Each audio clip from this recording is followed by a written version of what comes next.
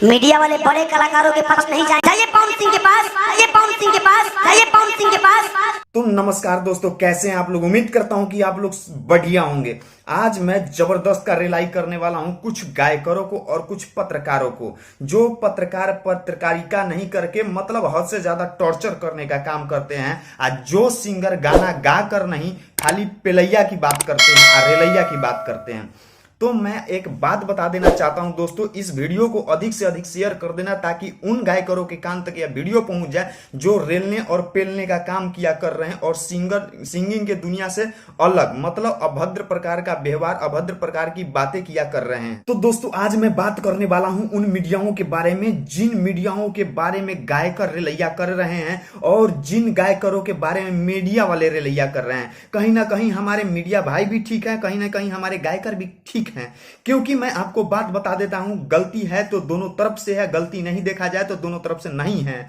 Media जहां तक कि हम पल पल की खबर अपने देश और राज्य की मतलब अपने गांव समाज की खबर देते हैं, वहां पर हमारे गायकर भी कुछ अच्छे गाने से साथ अपना शुरुआत करना चाहते हैं, लेकिन अच्छा गाना नहीं चलता है। क्योंकि मैं एक वीडियो दिखा देना चाहता हूं, इसमें दोष किसका है देख लीजिए आप लोग। मीडिया वाले बड़े कलाकारों के पास नहीं जाएंगे, जाइए पवन सिंह के पास, पवन सिंह के पास जाइए। उसने गाना गाया था कि तहरा गहीर ढोड़ी में बियर ढाल देगा। गायक अगर गलत है तो कहीं ना कहीं मीडिया वाले भी गलत है। सारे मीडिया वाले नहीं, कुछ चंद मीडिया वाले ऐसे हैं। मेरी बातों को गौर से सुनिएगा। पपिया नतिया पटना बहुत बुरा मुझे तब लगा, गलती मैंने किया तो सजा का हकदार मैं हूँ। उसके पिताजी तो हकदार नहीं ना है। उसके पिताजी क्या करते हैं, लाइफ में क्या किए हैं।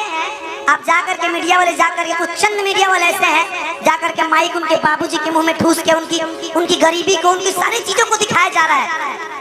वो बेचारा उनके पिताजी एक कहीं जॉब कर रहे थे, अपना जो भी है मजदूरी कर रहे थे।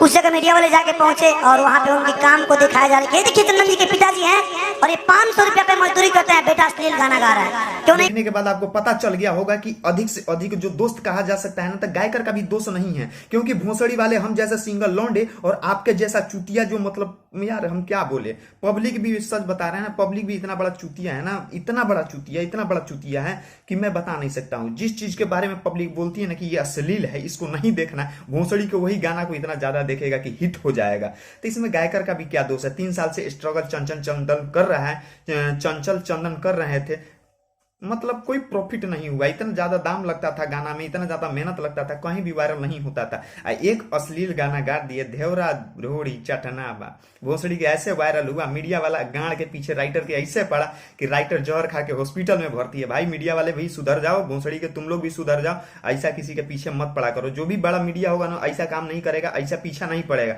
उस साला जितना छोटा वाला है सब ना, जेकरा 2 रुपया के माइक, 2 रुपया के मोबाइल हो गया ना, उहे गाड़ के पीछे पड़ के किसी को इतना ज्यादा टॉर्चर करता है कि जाके मतलब साला हॉस्पिटल में भर्ती हो जाता है। बताओ, राइटर साला हॉस्पिटल में भर्ती हो जा रहा है, उसके परिवार वाले को इतना टॉर्चर किया, भाभी के डोरी चाटते हैं, बाप से उसके पूछा जा रहा है बहन जो भाभी की डोरी चाटे है। भाई भोसड़ी वाले मीडिया वाले कम से कम सुधर जाओ रे।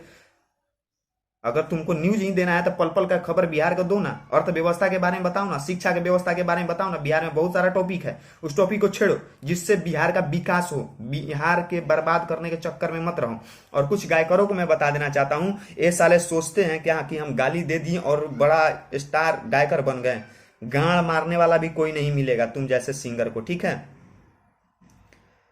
और सबसे बड़ी तो हमारे बिहार और यूपी, चाहे हमारे जनता का दोष है। मतलब जनता अगर अश्लील गाना को अगर पसंद नहीं किया करेगा ना, एक सिंगर अगर 10 सही गाना गाता है ना तो उसको कोई नहीं सुनेगा।